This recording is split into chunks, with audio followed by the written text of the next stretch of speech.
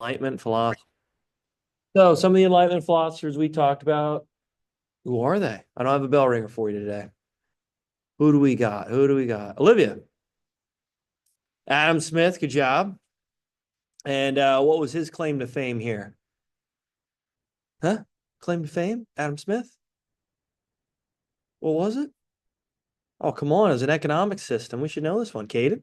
uh, pro-capitalist. Yes, all right. Capitalism, good. So laissez-faire economics, the invisible hand, government should stay out of the workings of the economy. And as we look at Adam Smith, right, when you think about economies around the world and just really the value system of the United States, we are a merit-based system. So things kind of got a little side railed there with DEI and affirmative action. But with meritocracy, it means if you're experienced, if you can perform the job, right, you're suited for the position. So, in other words, if you have the background and education, if you've done the job before, you have the experience, well, you have the ability, obviously, to pursue this career path. And typically, they're the ones, these people that are experienced and that do have the education, that are going to advance society, right? So, in other words, you're just not appointing someone based off of your relationship with them. You're not appointing someone based off of their race or gender, right? You're appointing someone based off of what they can apply to the position to innovate, to make life, society a lot better. All right, so with capitalism, you think about it, it's bringing out the best when it comes to innovation and lower prices, right? We mentioned about this last chapter. You remember the economic systems? Yeah? Okay, good. Before the times, I mean, you think about feudal times. How did people make money during feudal times, during feudalism? More or less, you just, I don't know, rob someone. That was it. It's not like you gain a lot of wealth. It's not like you gain a lot of resources. And at the time, obviously, they were limited to what advancements they had. So it's not like this is going to make the society run. Capitalism does because we always get newer and improved products, right? You can see the advancements year to year, really, when it comes to your cell phone, when it comes to gaming systems, when it comes to cars, right? Everything that we utilize, right? Technology here, let's face it. Can you imagine being back in the Stone Age with education, writing in packets and everything? Well, some of you might still do that in some of your classes, but in any case, right? Technology is just making really the world go round. And that's all because of capitalism. Without it, we wouldn't have any of these nice innovations. All right, so there is Adam Smith. Who else do we got? Caden. Thomas Hobbes. All right, this is the outlier. Okay. Why do I say he was an outlier? What did he believe man was? Caden? Evil, corrupt, greedy, right? Selfish. And, well, he believed that there's only one governmental system that could correct this behavior. What is this governmental system? Charlotte. Yeah, an absolute monarchy. Good job. We all know that that's wrong, right?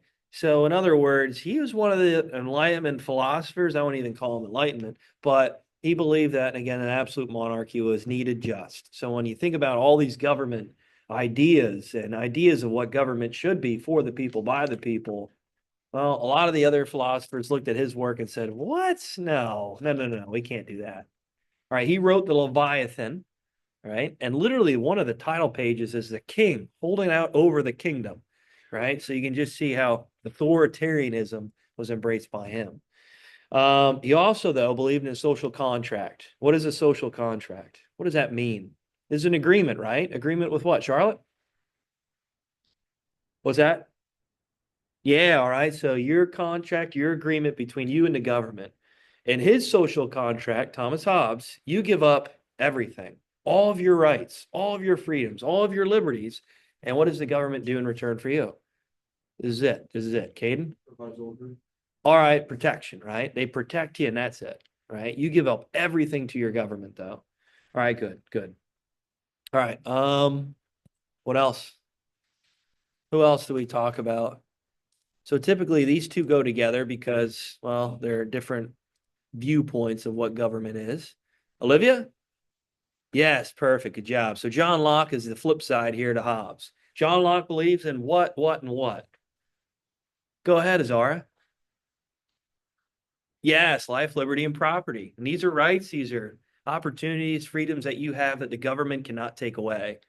right? He wrote the two treatises of government and the Declaration of Right of man, which kind of you see applied to the French Revolution, which you guys probably already know a little bit about already. But these rights here are promised to the people. Self-government, yeah, that's a good thing. It's not controlled by an authoritarian leader. It's not controlled by one person, like an autocracy here. Nope, nope. It's controlled by many. It's controlled by all, right? So that's important to know with John Locke.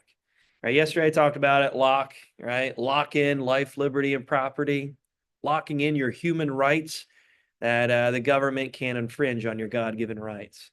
Other thing I want to mention real quick with Adam Smith. What did I tell you to remember for him? What did I say?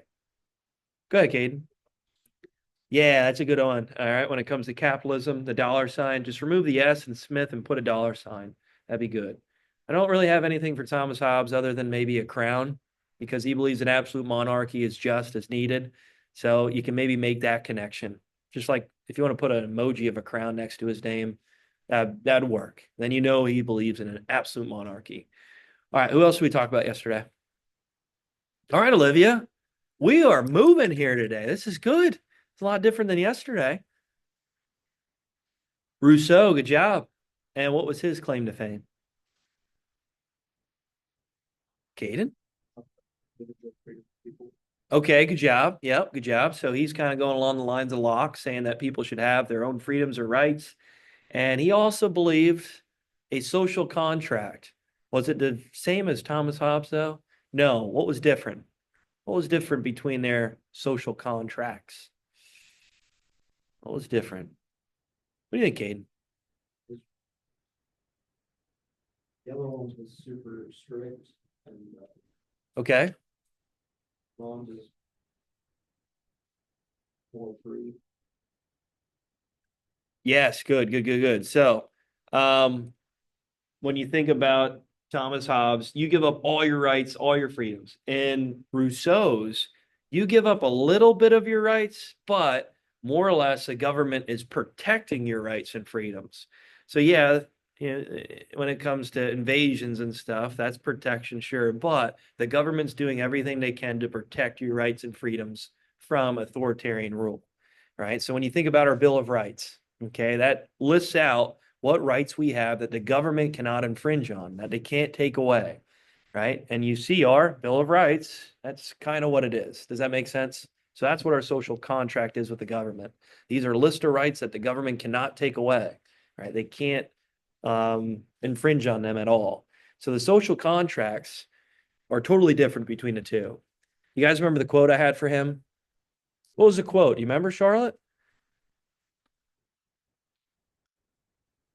Yeah, good. And what does that mean? So man is born free, but everywhere is in chains. So at the time of the age of absolutism, as you look at all these European countries, a lot of them were absolute monarchies, most of all of them, right? England was the only one that had a constitutional monarchy at the time, right? But everywhere you looked, it was controlled by one leader. That was it. So no one could really embrace their God-given rights. Okay, it was just controlled by the government. So even though you're born free, right, given these rights by God, right, here on earth, these absolute monarchies locked everything down. They took your rights and freedoms away. And is that fair? No, no, it's not. So I thought that was a good quote to include with Rousseau. Rousseau social contract? Yeah, rolls off the tongue, huh? Does that make sense for you? Okay, maybe not. All right, here are your terms for today. So we broke them up yesterday, I believe, right? Nice. All right, so we got Baron de Montesquieu, Voltaire, Adam Smith, Mary Wollstonecraft, and Caesar Beccaria or Beccaria, as I talked to Giacomo Galeazzi last year about it, because the guy's Italian.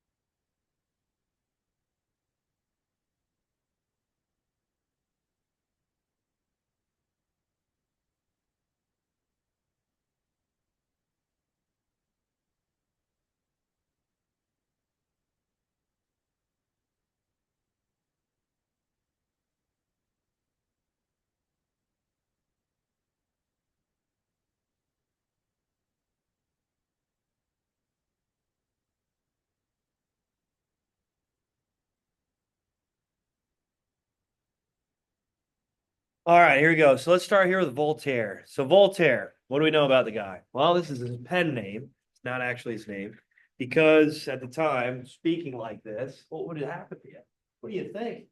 During this age of absolutism, where these divine right monarchs had all power and control, huh? Bizarre. He'd probably be exiled or killed, right? So he actually did serve some jail time. And then he realized, I got to change my name up here, right? If not, this could be really harmful for me and my family. So anyway, what did he have to offer? Well, he wrote the Candid, and within this work, he talks about freedom of speech. Okay, at the time here, even in 1750s, freedom of speech was not really a thing, right? People were not allowed to say whatever they felt like, right, or whatever they believed. Their opinions did not matter, and whatever you said could be seen as an act against the government, where you could see jail time or even maybe put to death. So with Voltaire, he was ahead of the game here. And even still to this day, believe it or not, right, in certain European countries, yeah, like Great Britain and Germany, we're seeing it even still right now at this moment. If you post something on social media, okay, if you post something on social media, you could actually see the authorities at your door the next day, right, arresting you, getting fined. And I don't know if you guys just saw recently with current events. Okay, there you go.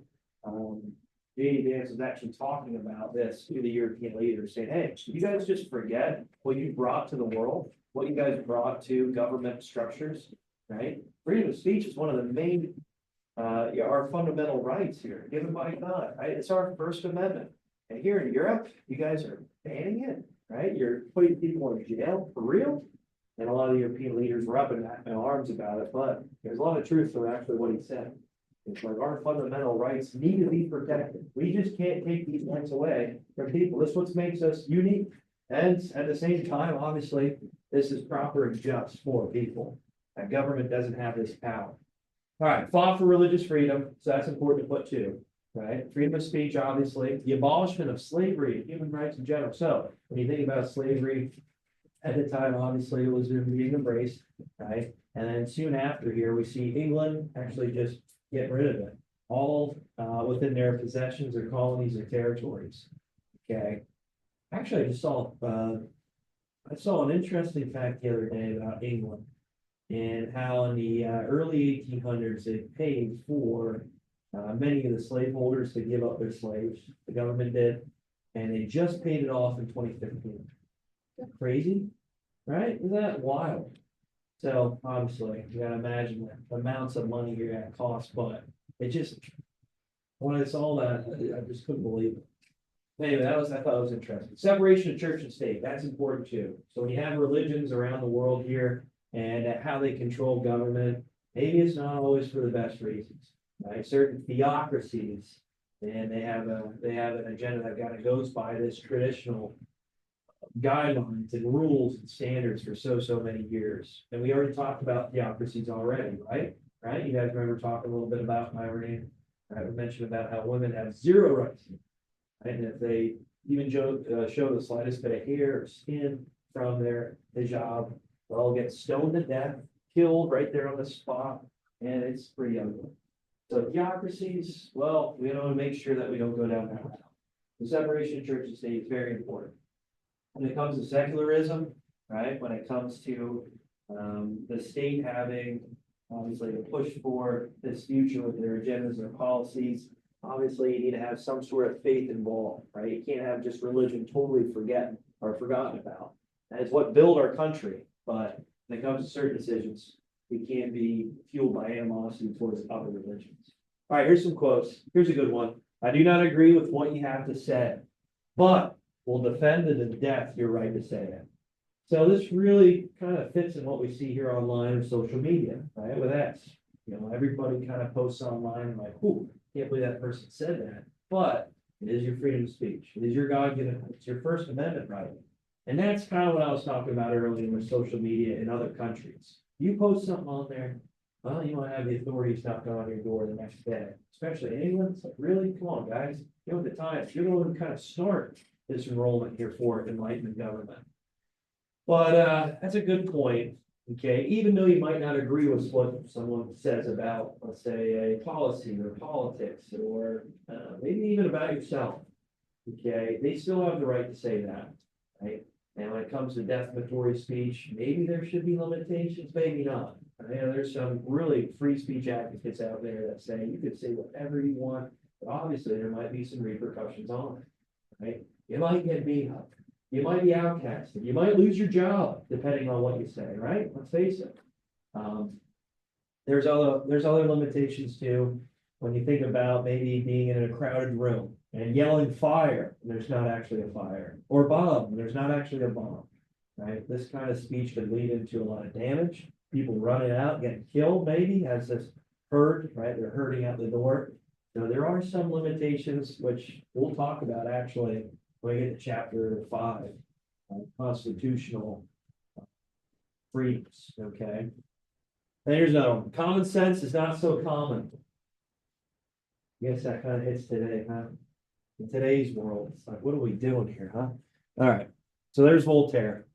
Easy way to remember it with Voltaire, the V in Voltaire. You have a church on one side. So if you want to put like just kind of like a cross there. And if you want to put the state on the other, just draw an S. Sure. But Voltaire, just kind of know with freedom of speech, that's very, very important for him. Actually, Elon Musk tweeted out this quote, honestly, like 2 years ago when he bought X. I thought that was interesting because he thought the platform wasn't going in the right direction to protect free speech. So as he bought it, he posted that out. He quoted Voltaire. Voltaire's been dead for a long time, but still, to this day, we're having the same problems. Isn't that crazy? All right, Montesquieu. What did he create here? Well, the spirit of laws. You writing this down? There you are. Okay. Oh, you guys drop this down for a second.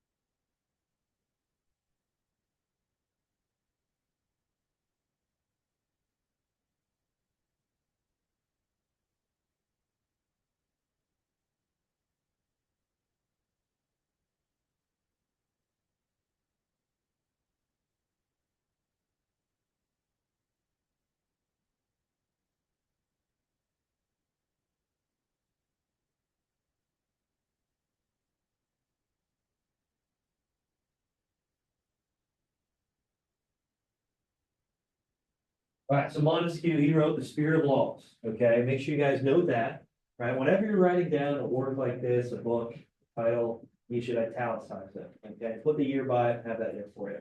Anyway, what is this claim to fame? Separation of powers. So making sure that we have a three-branch system of government. So not one branch becomes too strong, right? Now one person becomes too strong. And within our government system, we do have the separation of powers. We do have checks and balances so that one, let's say, political party or one person doesn't come into power and just wields this authority like a dictator. So our government is set, it's sound, and has a great framework to prevent one party or one person coming in and just controlling all government, right? So as you're looking up the branch system real quick, here you go. Legislative branch, executive, and judicial. And that balances each other out. There's checks and balances to make sure that one branch doesn't become too strong, right? I know when we look at the Constitution, we'll look at Article 1 of it, and it talks about the legislative branch, right? I'm not saying one has more power than the other, but the legislative branch has more power, okay? So the reason for it is because these are your representative officials from each state, okay? Depending on the Senate and House of Representatives, obviously, the House, depending on your population, will have more representatives in it than maybe another state. But anyway, the legislative branch, they're the ones who makes the laws. All right, one example here of how this checks and balances work, let's say the executive branch, the president, maybe the president does something that, well, is unconstitutional. Well, the legislative branch has the ability to impeach him, okay? So they have the ability to look at the president's actions and say, oh, we didn't like this, this was against the Constitution, we're going to impeach him. So the House will bring up this impeachment process, and then the Senate would like confirm it in many cases, so deem it unconstitutional, and see you later, the leader. All right, so that happens every now and then. I just wanted to put that one out. When it comes to creating a law, so legislative branch, they'll create the law, right? The executive branch will have to sign off on it. Okay, so here's another good example. So the president will have to sign off on the law. He could also veto it. All right, so that means he can kick it back if he doesn't like it. So legislative branch can look at it and say, no, we like this thing, or they could reword it, who knows, right? Or if they do like it, they could override the veto of the president. Say, no, yeah, we want this, it's going into law, right? And that's where, after this law is established, the judicial branch can deem it constitutional or not.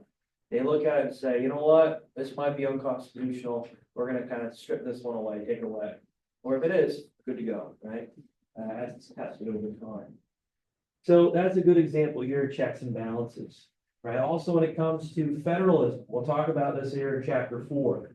This is where you have state, local, and national level of government. So let's say your political party, right? I don't know what political party, I don't want to know, right? But let's say the political party here, right now, the Republican Party has a legislative branch, meaning the House and the Senate.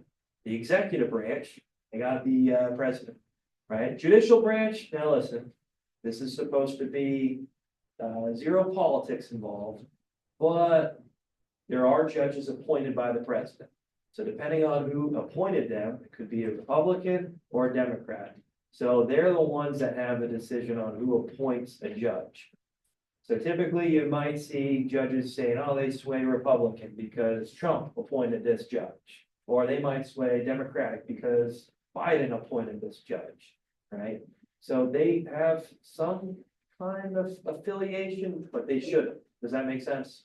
So in many cases, people are looking at today's climate and say, man, the Republican Party controls all branches of government.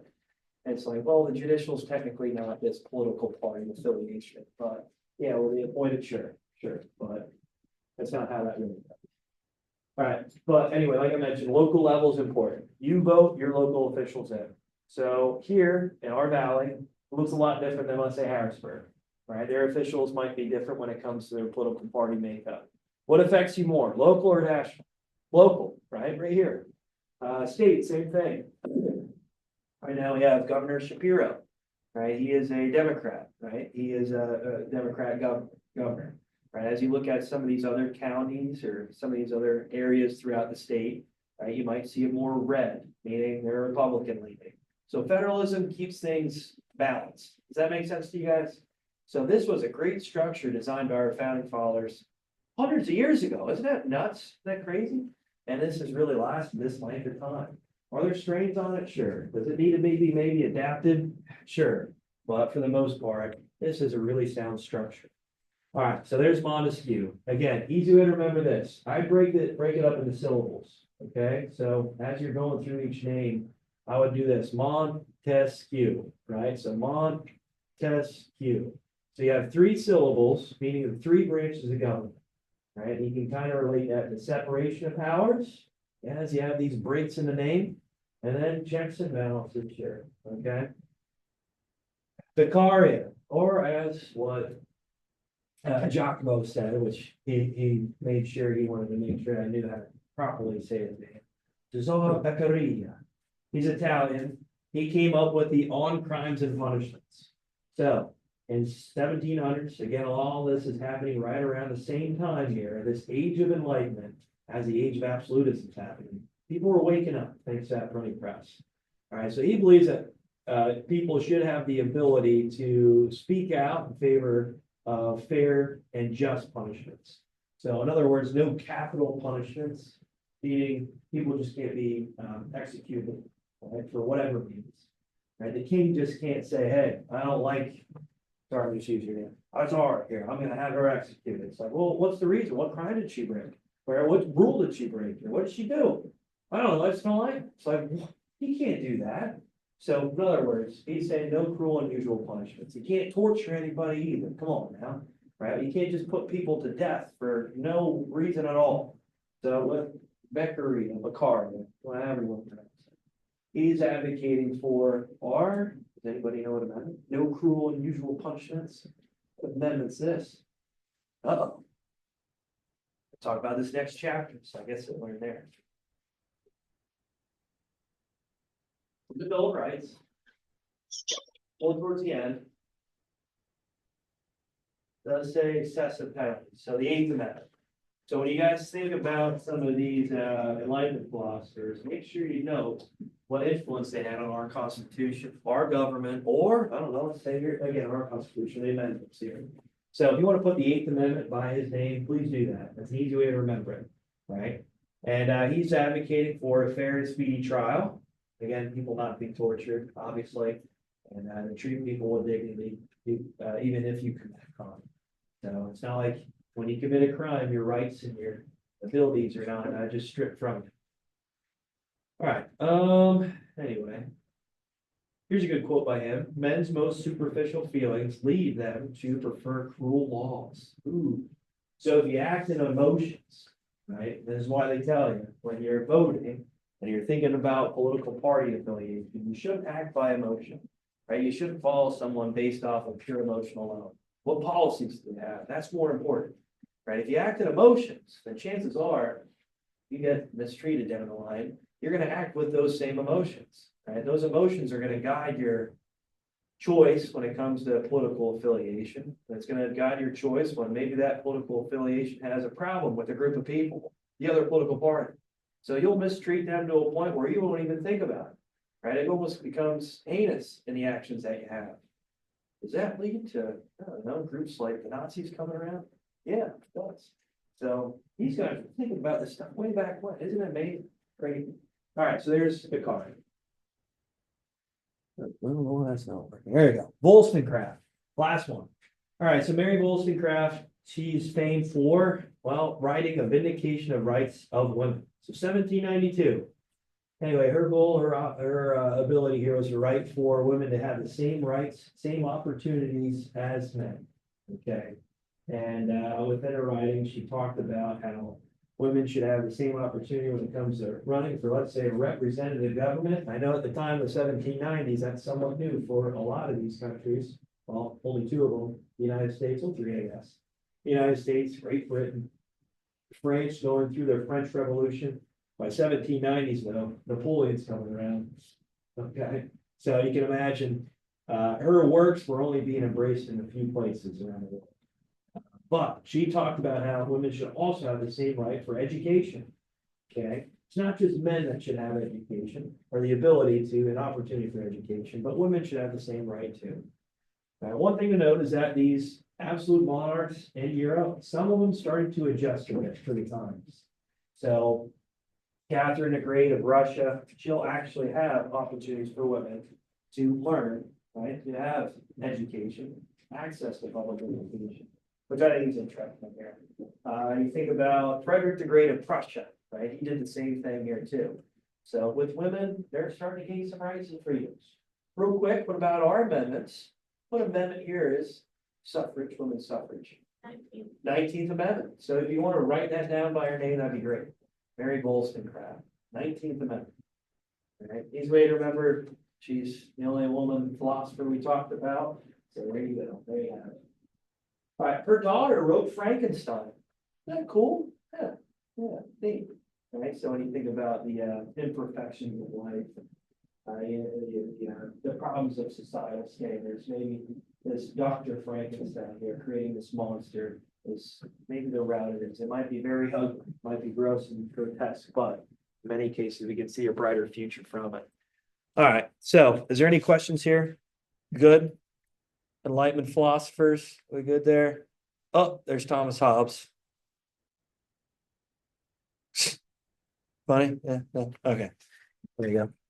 All right, guys. So I'd like you guys to work on your projects. Did anybody choose who they want to research, make a card of?